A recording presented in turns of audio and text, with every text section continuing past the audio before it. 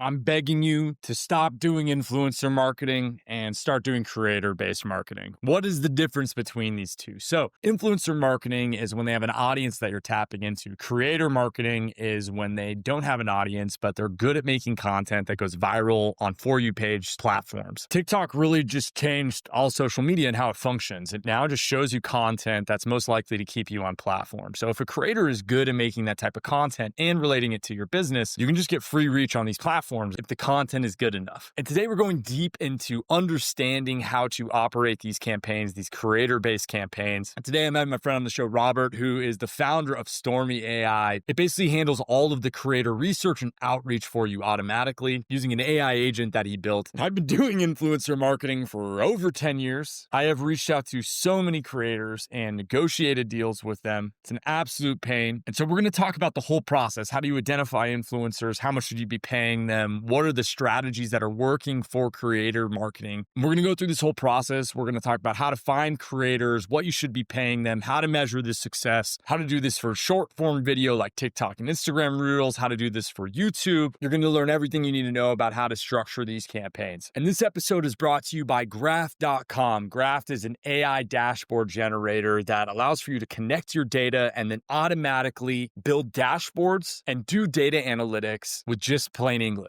I can do things like connect my production database for my SaaS, connect my Shopify data, my Google Analytics 4 data. And then all I have to do to make a new chart or do data analytics is just ask the questions to get the insights that I'm looking for. And why this is super powerful is that you don't have to learn how to use the tool to build out any of these dashboards. I personally know how to use Looker Studio. It is an absolute pain to learn how to use. This just allows anybody on your team to instantly turn into a data analyst. And these dashboards are publicly shareable with your clients or your internal team. And full transparency, I'm the co-founder of Graph.com, and I'm going to offer you a free trial that includes 10 seats for your team right now. Just click the link in the description of this episode, and you're going to get that free trial for you and your team. Go to Graph.com to learn more, and let's get started with today's show.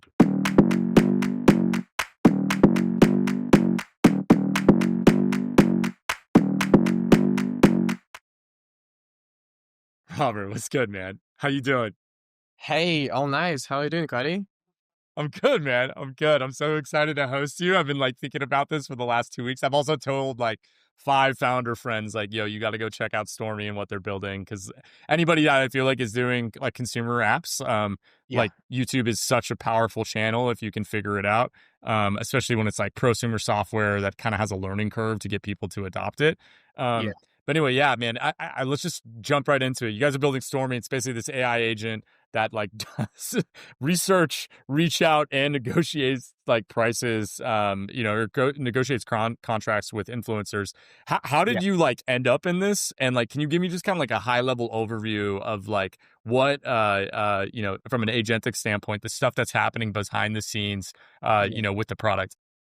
100%. So I was B2C founder myself, and we run a lot of YouTube integrations and TikTok integrations. And it was super annoying to actually go through the YouTube, do the search, find the emails, email them, do the follow-ups, read their replies with the pricing pages, PDFs they send, whatever. It was so annoying. And especially I was like, wait, YouTube also doesn't allow you to get more than 10 emails a day. And I was like, this sucks. What is going on? How do people do this? And I just started noticing that, okay, I did this once, I did this another time. I asked my friends how they did it. And everyone was like, yeah, I just use hands. Everything is manual. And I was like, this is so stupid. And at some point in time, I was searching for ideas, fishing. And I was like, wait, this is such an annoying problem.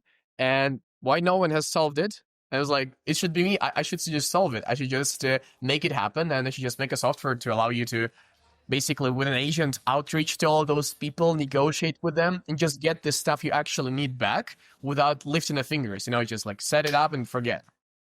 Dude, I love it so much. It's I've been doing influencer marketing since God, it would have been 2013 was probably when I first Yeah. initially started doing it. And this has always been the process is find creators that are in your niche, reach out via email, negotiate prices, and then actually follow up with them to make sure they're doing the things that you're paying them to do. That's Yeah. another, I feel another piece of it.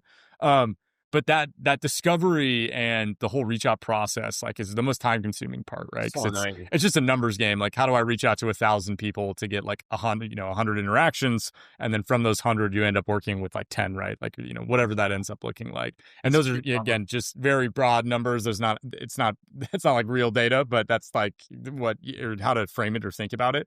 Yeah. So talk to me about like the research side that's happening. Like, traditionally, like, we did it all keyword based. So like, were they talking about, like, it would have to be basically in like the title of their channel, or would have to be in like the title of their Instagram. How is the agent that you guys have built kind of like discovering these people? And then Yeah. is there anything happening in the background that's like, waiting that this is a better fit than others? I know we talked previously where it was like, hey, this Yeah. is, this influencer is like better than this influencer, almost like rank attacking them. Can you talk to me about that some? 100%. I mean, I was just spending like a couple of weeks just like observing how would I do this myself, observing my friends, talking to customers. And I just started to see the pattern. How do they search for the people? And all we were doing is basically, you can imagine this as super simple as just a specialized ChatGPT deep research or ChatGPT agent, which is over optimized on one task and one task only. Find the influencers and check whether they're actually a good fit for you. So we take into account the videos they have, the content they do, the latest videos, whether their views are good or not, whether they're actually, maybe they're having 1 million views, but they're having like less than 1,000 views on average in their channel. So like also take everything into the account. And you can imagine that every single influencer goes into ChatGPT and you basically say, hey, here's the influencer, here's his videos, here's like the statistics, here's the number of followers in the description. Is he actually a good fit for my brand? And the ChatGPT is like, yes, no. And we just like do this a lot of the times. And we just see like, if someone is actually all yeses, like has more than 2,000 views on average, yes. Is content relevant, let's say, to AI agents and MCPs, let's say news reviews? Yes. Does the influencer speak English? Yes. All of those criteria are much cool. Stormy is going to show this to you. And It's unbelievable. that's all it is like at the absolute scale. So it just does this as like, it burns a lot of tokens, but it gets the job done. Oh, it's amazing, man. It's amazing. I have so many questions. To begin though, I just want to talk about like the structure of these like affiliate like deals that you're seeing be effective right now, and what are people are receptive to. What our framework that we use internally as an example is we reach out to influencers, we ask them for a 3-video package. We found that like when they do 3 videos, it creates more trust than if they just do a single one. Like a single one is kind of a flash in the pan, but if we do like Yeah. 3 videos over a 6-week period, it ends up being more impactful. It just performs better. And then we pay them for those videos, and then do like an affiliate commission structure where it's like we try to Yeah. give them a really high commission, like something in the range of like even 40% sometimes, just so Yeah. that it creates like this like lock-in with us. And then what we'll end up testing is like, we'll say we reach out to 100 people, we end up working with 10. And of those 10, what we'll do is basically like see who's the best performing out of that cohort. And then the top like 2 to 3, we'll put them on a retainer where it's like, hey, make a video per month. And then like we stack those people up, right? So where it's like, my goal is to try to get to where it's like I have 50 people that are making a video a month for us. But Yeah. so that's kind of what we use internally. I'd love to learn from your guys' experience. I mean, you're seeing so much data, so that's why I'm here to like download this from you. What are you seeing be effective right now from like a framework, from a deal structure, etc.? Yeah, so there is, I think, like 2 strategies. One is for YouTube, one is for TikTok. I'm very familiar with the TikTok one because the YouTube is usually, one-off rather integrations, and you just do it once. And usually YouTube is like more long form. So the strategy which works exceptionally well, especially in TikTok, is when you actually find the UGC, you give him like one video and you just pay him, let's say $200-300. You see if the video performs with your content. If you like it, you basically hire this person to do this for you full time. then this person basically clips the content about Clearly, about language learning apps, about some AI photo editing app every single day. And as an output, you get like 3 videos every single day posted. A video can get you up to like, let's say 1,000 views on average. Bad case scenario, good case scenario, maybe like 25K, maybe it can go viral. And as you mentioned, like it's a numbers game outreach into influencers. It's also a numbers game of posting all of those videos. So it's like, you just have to apply this scale at every single step on the pipeline. And once you see that something like breaks out and like is an anomaly, you just double down on this one.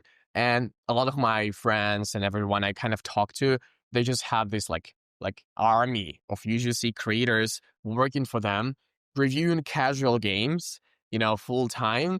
And they're earning like really decent money. Like 3K a month could be a good salary for the influencer who actually performs.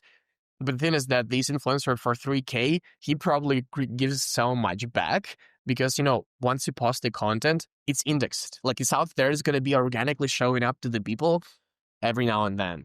And this is like, I think now everything is becoming a content game. Google Ads doesn't work.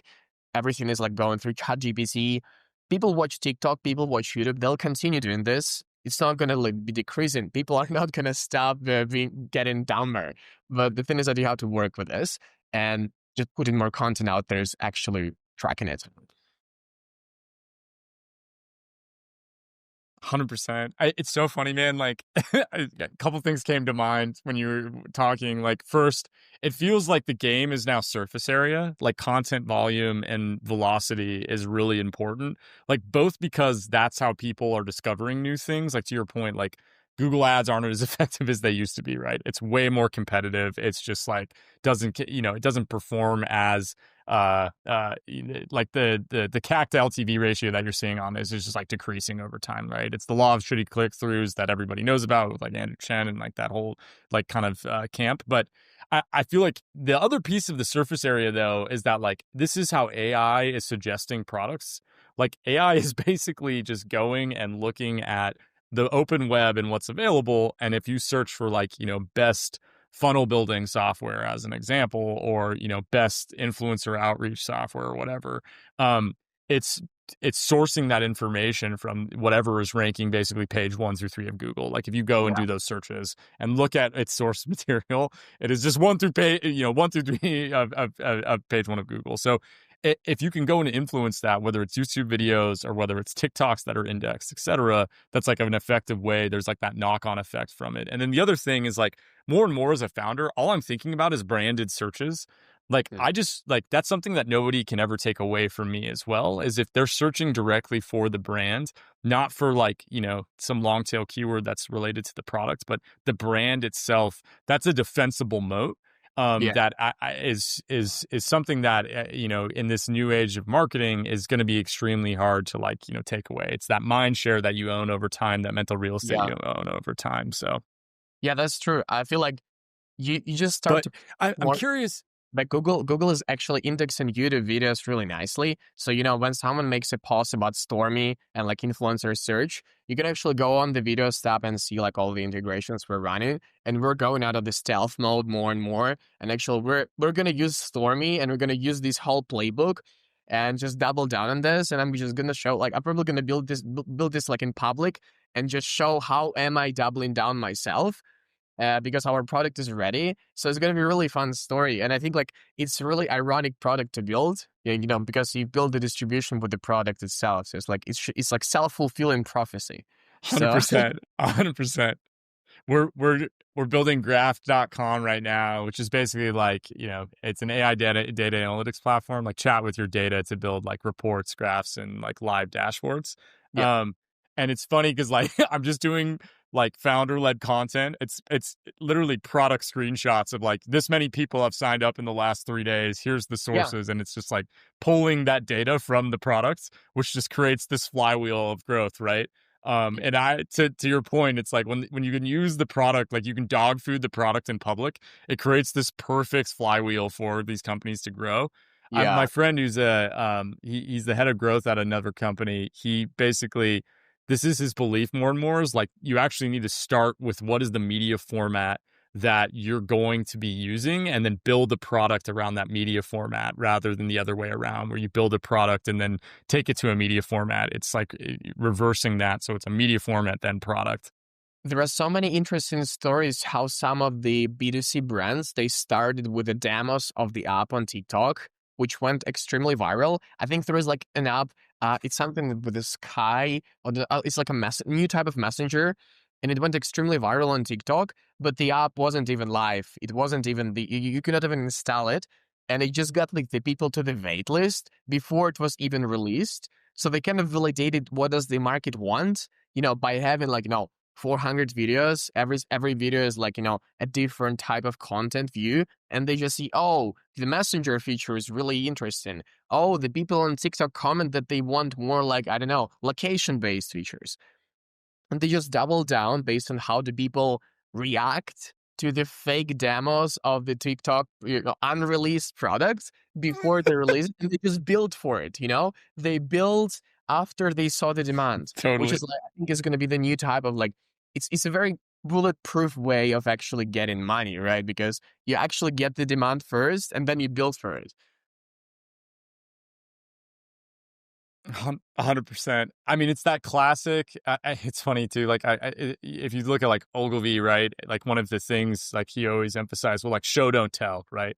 Like, how do you show don't tell in everything that you're doing, and Yeah. like from a marketing standpoint, and it feels like the most extreme version of that, where it's like I'm going to show the product before I even like have it. And I'm like, rather than getting beta users or whatever, it's like let's just build features in public and see what the market is responsive to. And then you can build these features so quickly now that it's like if it is receptive, like people are receptive to it, you can then just go and basically like deploy that feature in the next 24 hours, because you don't have to, like, you can just ship code so much faster than you used to. So it's a crazy world, man. Yeah, I actually have a story about But this. So like last talk year, to I me. was So over like, Stormy, that oh, the sorry to interrupt. Sorry to interrupt. Yeah. go ahead. Sorry, I think Yeah, there might so be a delay on your side. about Sorry. this, I was actually last year doing this like strategy myself. I was trying to build the macOS app, which was kind of collecting the context. And I made like around, I think, 30 demos on Twitter. And the most viral one, I just actually built it into the product.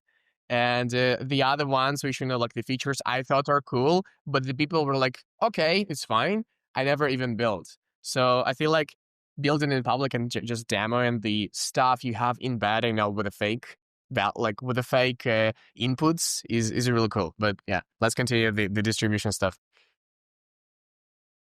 No, no, no. I think that's exactly what it was like talking about. But so I just want to come back to Stormy and kind of like the process. So it does this research, and then from there it goes and does the reach out piece. Talk to me about the reach out. Also, where's it finding these emails? Is it just like pulling them from the YouTube channel itself? Is it pulling it from the TikTok bio, like if somebody includes it in there? Like, what does that process look like? Or are you guys using like third party data? Yeah, again, I don't want you to give away your secret sauce, but like Yeah. I just to understand like how you're identifying like these people that you should be reaching out to, or are you DMing them? Like, what's happening? Yeah. So on TikTok, we're actually DMing people. We have a function where you can connect your TikTok account on the phone, and basically it's going to DM in the background to all the relevant people. And for the emails, if the people have email in their bio in TikTok or Instagram or any other platform, we're going to find it. If they don't have it, we're going to go through the Linktree, Beacons AI, go scrape their web page, scrape their landing page, try to do the deep research on them as a person and just see if something comes up. Maybe they have an Apollo contact. So we're having like, a mix of secret sauces we combine all together, which actually brings back amazing results. We also like caching everything. So basically every single customer can reuse the results of the person who was searching for this influencer before. So it's like, it brings up faster and much cheaper. And there's like a lot of kind of, a lot of tricks which actually make Stormy great, which actually makes it like also like kind of defensible strategy. Because we have so many, hacks to get the job done. It's almost like I don't even remember all of them because it's like so deeply nested. And Now, basically, when you compare us to any other email finder tool, we have a database, we have a cache, we're doing this, we're doing like 5 other sources, and if one of them pops up as a good one, we just use it. So this is like how it works. We do anything to get the job done. No, I love it, man. That's amazing. Okay, so it finds them, it emails them. What is in that email, like tactically? How, like, or in that DM, is there like what is the language specifically that you're using or that you're seeing be effective right now? Yeah, so usually you can create a template for the email. We usually have like a template generator for you. And the best way to get the actually job done in the influencer marketing is like in the first sentence to say paid collaboration, paid promotion, I don't know, affiliate potential program, whatever. Something which makes the influencer think, oh, money. Let me click on this and check what is this about. Uh, in the email, for example, what works a lot of the times is just saying, I don't know, paid promo, and then just describe, I don't know, Stormy, AI influencer marketing tool, whatever. And just do this and seeing what works. If you're a great brand, it's better to like mention it straight away. For example, one of the big tech companies was using us, and they have like reply rate of 40% because like you just put like first of all your domain name, then you just put the name of the company, and you have 40% positive reply rate because you're really cool. That's amazing, man. It's unbelievable. Um, what is the volume that people are spending or like are sending like a big core, a big like a cool startup like that? How many DMs are they sending on TikTok? How many like emails are they sending on YouTube? Like what's the kind of the volume that you're seeing, or like how much do you need to send to make this be effective as a channel? Yeah. So I would say our higher users, who like more and more like really pro users, they're sending around like 200 emails a day. They have around like 5 inboxes connected, and they're sending like through the multiple inboxes. They rotate them. They have DMs, so it's like usually around like 200 messages per day. Usually it's like work day because they also like use the platform, and it's like DMs and the email. And basically, yeah, I would say like around 200. And it's it's like peaks. You have 3 days. You just set up something. You work for 3 days, and you just leave the emails and you just check on the replies a little bit later. And usually out of the like 200 emails on average, the reply rate is around like 10-20%, depending on the brand. Like really great brands are all like almost always being replied. And especially like, there is like a B2C brand who's working with us right now, and you just put a name of the app and everyone knows the app. Like every single person, if I'm going to say the name of the app, they're going to know it. And people just reply because they think it's cool and they Yeah. want to be part of it. And the thing is that this app can really like they just put a super low price and just give the subscription for free to the influencer. Yep. And just the ROI is insanely high. But the building up of the brands, like if there is like a smaller need, Totally. usually they have to like say upfront payment. They are not like influencer will not be interested in affiliate programs with the young startups because who you are. Um, so there is a lot of like really dependent on what stage you're in. Big tech companies can use the name in their like as their brand and get like cheap stuff, maybe like affiliate programs. Small startups, they have to use the upfront payments. They have to give them some security because the influencer is not interested in the fake money. Oh, that's so interesting. So it feels like there's this compound effect. So as the company, like, you do enough of these videos and you're seen enough everywhere within the ecosystem and the community. So when you reach out to people in the future, they're like, "Oh, I know that a video like this is going to go viral because I'm already seeing other ones going like this." So it's like a clout thing almost for them that they do a video in like partnership with you. And then it just creates this flywheel. Can we talk about as well, like when you do this, there's this like secondary effect or tertiary effect where it's like say you work with 10 influencers, a video goes viral, and then like because it goes viral, 10 other influencers or 10 other creators make a video about that the origin video. Exactly. Break that down for us, like why this has this like compounding effect on social with For You page content. Yeah. So, I mean, first of all, TikTok actually really likes the similar content. So if like they have in TikTok, I think in the first days, they even had these like TikTok trend watchers, which were manually label what is going on the trend and what is going viral. So if you like gonna publish really similar content, but a little bit differently, it has really similar chances of hitting like same or really, really similar numbers. And it also has like this, playbook and templates. If you're using the same templates, you should expect probably the similar results unless it was like really luck. Um, and I feel like there is a very interesting moment about the compounding effect that if the influencer who you are working with has seen your content or your promotion before, there is such a high chance he's actually going to reply and be working with you. Because if you're already in the recommended tweet or like recommended, for you page, he's going to be like, oh, I've seen these guys before. I have trust for them. They have been working with another influencer. The video went like viral. So it means for me as an influencer, oh, my video can also go viral and I can get off of it and I can grow myself as a brand because those guys probably know something and maybe like I can just go viral, get some money, and it's going to be win, win, win. So that's like the compounding effect. Like No, usually it's good influencers ask for like, hey, can you send me the good template videos you did before? And you just send them the references and they just see, oh, they have like this was the hook. I'm going to be using something similar. And this like works, you just pick a amazing.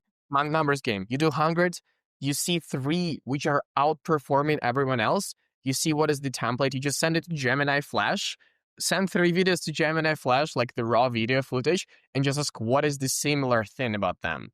And you just double down and you send the rest like, guys, just do this. Just do the modification of this. I love it, man. I love it. Okay, so can we talk about pricing wise? Like, what are you seeing for a creator? Like, so you reach out to them. Is there like kind of averages that you're seeing if they're doing a post a day, as an example, something like that? Or like where's the ballpark range that people should be thinking about this? Like, how we do this is we reach out to a ton of them. Whoever responds, we put them into a spreadsheet, and then we look at like, oh, this person is undervaluing themselves in the market. Like Yeah. they're basically charging way less than they should be for like their 3 video package. Yeah. I'm kind of looking to uncover like, is there a framework around that? How do you think about it? Yeah. So if you're hiring someone from Europe, the price for like, part-time influencer making 1-2 videos a day could be like 1K a month, maybe 2K a month. If you're really confident and you like need to push them really hard and you should be like a great person who's like pricing themselves well. And I feel like usually for hiring, especially UGCs working for you, it's always better to find, micro and nano influencers who are not big enough to say, oh, I'm going to be really expensive. It's like 3K a month, 4K a month. You want the guys who maybe went viral 1 or 2 times. They have like 20,000 followers, maybe 10,000 followers, and they just still don't know that what they're worth, and you just kind of spot them. And this is like why I also like think that just Stormy is like a cheat code. You can literally say, oh, find me all the people who are doing these like let's say computer science kind of content, and they have at least one video which hit 500K views. And if there is at least one popular video of the influencer, is going to show it to you. And this is like, a cheat code. Find only the viral ones. And about the hiring, I The feel like, viral ones, or they've had moments of virality. Go ahead. yeah, Sorry, I didn't mean to cut you off. yeah, the moments of virality. If they went viral once, probably they have something. They have something and they can repeat it. About the pricing, Totally. Totally. I think it like usually the normal video of the person from the like US or Europe could cost from $20 to 100 for a UGC. I would say 20 to 50 is actually a sweet spot. You're targeting. If you're paying more, it should be really reasonable, and you should actually explain yourself why you're paying more than 50. Otherwise, 20 to 50 is usually a good range. And if you're able to clip the good quality of the usage of your app for this amount, then just double down and try to scale this. Try to hire as many people as you can, and just start like basically creating this army. No, I love it, man. It's I think it's such a it's funny. People overcomplicate this, but it's really pretty simple. It's just like work with a bunch of people. Whoever is actually performing, work with them more. Like that's all it comes down to. It's just like Yeah, it's a reps game, you know? 100%, Okay, 100%. so now Everywhere. talk to me about Stormy's like next step in the phase, right? So they go like does the research, does the reach out. This is where it gets crazy, and it's Yeah. actually handling the negotiation of the pricing for the between the influencer and you. Tell me some of the like how like what's happening there, and then the story. Like you told me the story when we talked previously, where it kind of like went rogue and started sending like a PayPal link. So talk to me about that as well. Yeah, so the agent just have one job. He has to ask a lot of questions to the influencer to get more out. So you didn't have to like talk to him. You didn't have to follow up. So it tries to minimize your contact with the influencer for the beginning stages. It basically has a template you can give it, which has a default, like basically values. Find what is the price of the influencer, what is his availability, maybe some special needs or requests, or like maybe he wants like some references, and give him some information back. So you can, for example, leave Stormy a link and just say, okay, here's a Notion page. If the influencer asks for examples or pricing, send him the link so he can just research it himself. And what the agent does is just it checks your emails and is going to be like, oh, this influencer hasn't replied. I'm going to do the follow up. Oh, this influencer has replied, but he just said that he's just interested and he never even attached the file. Ask for the file. If the influencer price like, 1.2K and your budget is like $500, try to get a discount. And the usually AI is like actually really going for it. It's like, hey, it's a little bit too much for us. Would you be down to actually running a discount or maybe a package deal? And you can set all of this up in the negotiation settings of the agent, so it maybe can negotiate the package, the volume amount. And the thing is that, of course, the human is still required at the last steps. But the first steps where you already know your playbook and you already know that you're going to offer maybe a volume based and a 3 months like signing contract, it's usually easy like to just put it in the words and just make the AI like talk to the influencer about this, like saying, hey, we already have the package deal in place with other influencers. Could you like, what do you think about this? Would you be down to make a discount for the first video? And just something like this is what actually gets the job done. And once the influencer is ready, it just basically shows it in the CRM that, oh, this influencer is interested, take him over, like human takeover of the whole basically job, and the AI stops negotiations. So this is how it works. And yeah, sometimes like when we were just testing this, because I forgot to set the limit on how many replies can it send, and forgot to basically allow it to stop. And the person was like, yes, I'm super interested to collaborate with you. And this was like a real collaboration we were talking about. And the guy was like, yeah, sure, send me your PayPal. I'm ready to pay. And then the person's like, yeah, send the PayPal. I'm expecting the payment, ready to do the video. Product is super interesting. And the AI was like, yeah, payment sent. Please check your please check your details. It's all. And I was like, wait, sorry, guy. I'm very sorry. It was AI negotiating for you. I don't mean this. Like, it's the price doesn't really work for you. Whatever. Sometimes it was just like scheduling calls. It was like in the trial period and the super early days back in May. It was like, oh, let's have a call tomorrow. And the guy was like, yeah, call scheduled. See you at 3 p.m. tomorrow. And I was like, oh, what the fuck? God, you will not. I don't know who this person is. I, yeah. Most of the time, you're also not. By the way, about this, you don't want to jump on the calls with influencers most of the time up until they're actually ready and the price is good, because it's usually a waste of time. Like usually they're gonna like if they're gonna jump on the call, probably is like it's pretty bad idea until they're a big influencer and it's actually worth your time. So yeah, just just a side thing. So do it all asynchronously is basically what you're suggesting for people. Yeah, up until like because probably you can jump on the call and the person is gonna spend 10 minutes doing the small talk, and then the person is like, "Yeah, my price is Yeah. like two thousand It's just a dollars per," waste of it. Yeah. and you can be like, "Oh shit, we're only five, like we Yeah. can pay only 500," and like that's it. Like you Yeah. spend like 15 minutes getting to know the thing, you can get over the email. No, that makes total sense. Man, this is amazing. So where does this go from? Okay. Before we go to like where does this end up in the future? Kind of how you guys see the market evolving. The last thing I want to kind of piggyback on what you were saying with is like the how we're seeing agents be like the most effective is like you give them these like tool sets that they can use, and then they basically have Yeah. like these options of like, oh, I can pull this tool, right? I can call in this other agent or whatever, this other function that then will go and do an action. So I was just thinking about the calendar scheduling thing, right? Like that's like Yeah. a tool that it could it could potentially like put them on your calendar hypothetically, or like send them the PayPal link, or send them whatever it is. It's just like something that you kind of provide it. We're using this for like basically we have like a brainstorming agent, and then we have like another agent that is like rank stacking the brainstorming that was happening within graphs of like what is actually like information that would be valuable to the person that is like in the application.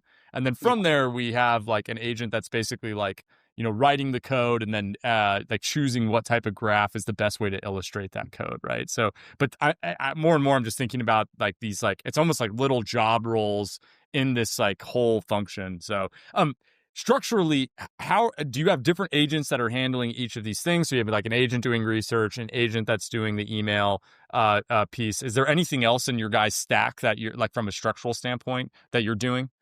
Yeah, so we have like agents and a lot of sub agents doing the search. We have the agents which are doing the negotiations, doing the follow ups. There is a special agent which updates the CRM, so the status is being updated correctly, and the agent which decides when to stop negotiations. It's another agent which just search for the links of the people in the emails and spins up like the whole infrastructure to get this job done. So it's like agents and they're like, now I don't even see the distinction for myself. Whereas just it's a normal function call in code, and where it's just actually an agent. Because everything is like becomes one singular thing. But I believe it's like there's a lot of small things, almost like small MCP servers. You can make Stormy off, so it could be like one search, another email, another tracking, another one sending the payment link, another one just like I don't know doing the bulk outreach to all the already available influencers. So it's like I think it's like a lot of small agents which actually make up the whole product and make it like worth your time. And this is why people use it, because like it's not about like one thing, it's about a lot of really nice small things which are done correctly. No, totally.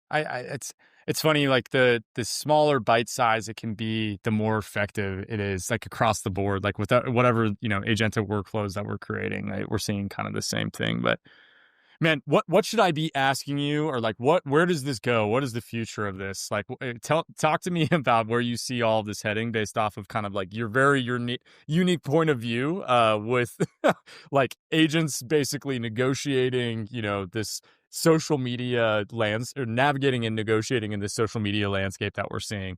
Where are we headed? I think we're heading to the part where there's going to be no humans in the process. This is definitely going to be just humans as the influencers, right? They're still going to be existing, but there's also going to be like AI influencers. So it's going to be like just AI on another side already, like in the influencer side. There's going to be like an agent which does the job of the outreach into all those people for you, who's going to also send the money, who's going to also track the results. And there's going to be like a human in the loop, which is just saying yes, no on every decision, which is like sensitive, payment approvement, or tracking the results, Totally. whether the video is good enough, feedback on the video. This is still the parts where AI is not shining that bright, but AI is like really good at the initial steps and the first, like, the beginning. Maybe with the GPT-5 release is going to change, but so far it's like, it's not really there. Yeah. Uh, so I feel like Yeah, and we it's all like, just get platformed with the singularity. so I feel like it's going to be more that you're going to put money in and you're going to get the videos of the influencers out with the subtle interventions for improvements. and just checking whether the video return from the influencer is good or not. So I feel like it's going to be like Claude Code in many ways. Oh, interesting. That's super interesting. Do you feel like with the how do I say this?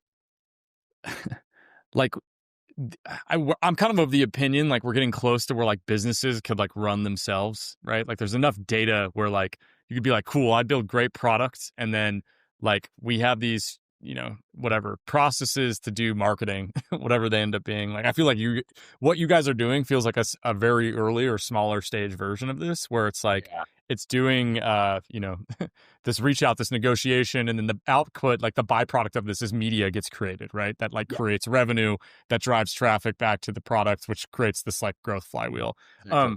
I guess I'm curious on like, do you guys see that? How are you thinking about company structure with that in mind? Like, are you like, hiring a massive team? Or are you trying to just like automate as much as you can with this agent like first mindset? Or like, how is, again, I'm I'm older than you, obviously, by like the lines around my eyes and the wrinkles on my forehead, but I'm just trying to understand like how this like younger generation that's way more AI native and thinking about this agents as employees within their kind of like entire business stack. Like, how are you thinking about that, or like approaching this? Are you guys so early you're not even thinking about that? Sorry, I'm kind of monologuing, but We had the choice to hire more people and just like, add the human layer.